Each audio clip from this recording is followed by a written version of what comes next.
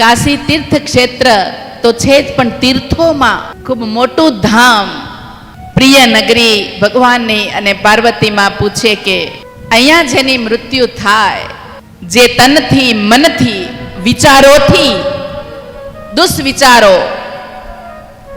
એનાથી એનું મૃત્યુ થાય, એના ખરાબ વિચારો અહીંયા છોડીને જાય, એની મૃત્યુ થાય, તો અમને કેમ ખબર પડશે? તો કાનમાં, એના કાનમાં ભગવાન પોતે, ભગવાન શિવ પોતે તારણ મંત્ર રામ રામ બોલે છે, અને એનો દાયનો કાન, જમણો કાન એને વાળી દે છે.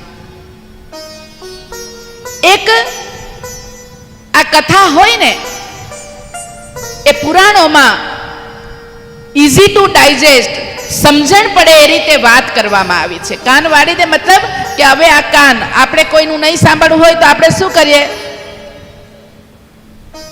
આપણા કાન બંધ કરીએ ને. તો ભગવાન કહે કે હવે તારે કોઈને સાંભળવાની જરૂર નથી. તું વિચારોથી મુક્ત છે, તું જીવનથી મુક્ત છે, તું બધાની સાથે રહેવા છતાં પણ તું મારો છે. મેં